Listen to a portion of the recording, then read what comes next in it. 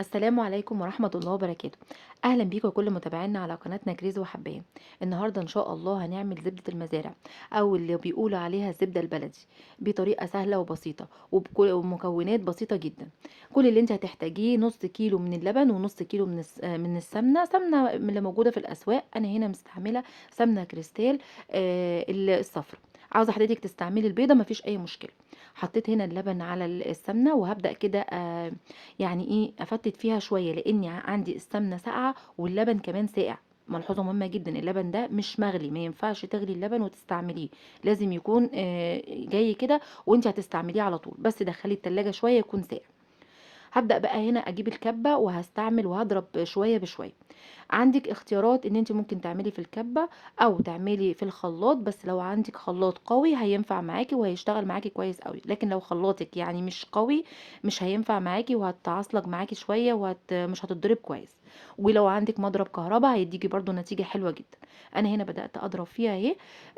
واشوفها كده لقيتها لسه محتاجة ضرب شوية. طبعا انا عشان الكبة بس احافظ عليها بحط الكمية شوية بشوية كده تتضرب، وبعد كده ازود شوية كمان. طبعًا هنا زبدة المزارع دي موجودة في كل مكان، ويا جماعة إحنا دايمًا كنا بنستغرب سعرها إزاي مثلًا ممكن يكون سعرها بنُص تمن السمنة البلدي أو الزبدة البلدي. يعني لو أنا هاجيب زبدة بلدي من فلاحين أو حد موثوق فيه هالاقيها سعرها مثلًا مبلغ، يعني يعتبر مبلغ، لكن سمنة المزارع دي أو اللي بتبقى موجودة برضه مع الفلاحين اللي قاعدين بيها في الأسواق هتلاقي منها السمنة الصفرا والبيضة. السمنة الصفرا دي هيقولوا لك ان هي خليط بقري على جاموسي، ولو كانت بيضة هيقولوا لك دي جاموسي خالص.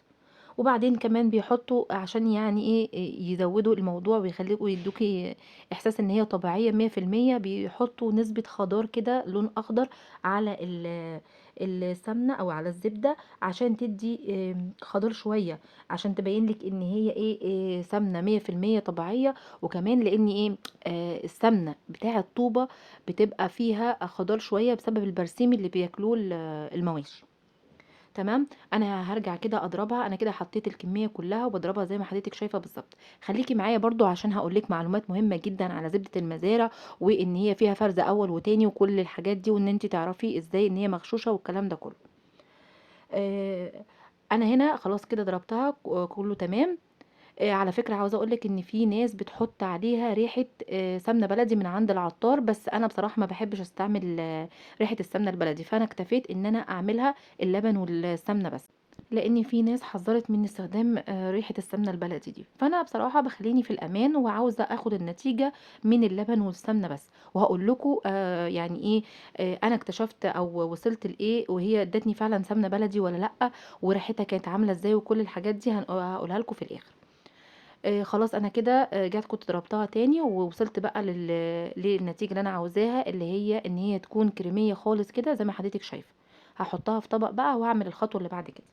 طيب لو انت بتعملي السمنه دي في الصيف، طبعا احنا دلوقتي الجو شتاء وساقع، فانت هي بتساعدك، الجو بيساعدك، لكن لو انت بتعمليها في الصيف هتبقى محتاجه ان هي تدخل الفريزر فتره اكبر، وكمان وانت بتكوريها هتبقى محتاجه ان انت تكون ايدك ساقعه، يعني حطاها في ميه ساقعه او متلجه وبتبداي تشتغلي بيها. انا هنا بوريكي القوام كريمي ازاي، هو ده القوام المظبوط اللي اللي وصلت له بعد الضرب. حتى لو فيها بعض اللبن البسيط جدا، انا طبعا بحاول ان انا بقدر الامكان مع ضربها اتخلص من اي لبن. كده كنت دخلتها الفريزر وطلعت بقى تاني، وهبدا اكورها. طبعا هي ساقعه جدا، لو حضرتك مش هتقدري تستعملي السقعيه دي من الاحسن ان انت تلبسي جلافز كده وعشان يساعدك ان انت تكوريها. هتكوريها بقى مدوره صوابع كبيره صغيره، ده بيرجع لرغبتك. هبدأ كده اظبط الكرة بتاعتها، وطبعا جنبي طبق فيه مية متلجة، تلج واضح اهو. هحطها فيها عشان ما تقلقيش خالص، وهي عمرها ما هتسيح في المية، لا، هي التلج ده او المية المتلجة دي هتساعد ان هي تمسك في بعضها.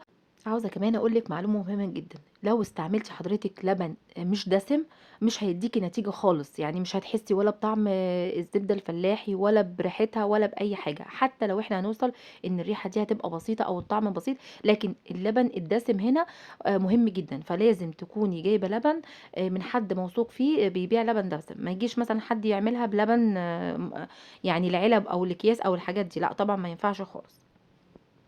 عاوزة كمان أكلمكم في نقطة تانية. في ناس كتير على اليوتيوب اعترضت وقالت ده غش والكلام ده كله. بصوا يا جماعة، احنا مفيش فرار ان كتير مننا بيستعمل السمنة اللي في سمنة العلب، سواء كريستال او جنة او اي انواع غليت او رخصت. هو احنا بنستعملها وداخل علينا رمضان، فاستعمالنا بيبقى في السمنه عشان الحلويات بيبقى كتير جدا. فحضرتك قادره تجيبي السمنه البلدي على حق ربنا كده، وقادره تجيبيها من حد موثوق فيه هتجيبيها. طب لو انت مش قادره، وفي ناس كده كتير بيجيبوا السمنه النباتي، فانت ممكن تعملي الجزئيه دي اللي احنا بنعملها دي، او التحويله اللي بنعملها دي في السمنه، عشان تحاولي ان انت تحسني من مستوى السمنه اللي انت بتستعمليها. والله اللي عاوز بيجيب دي بيجيبها، واللي عاوز بيجيب دي بيجيبها.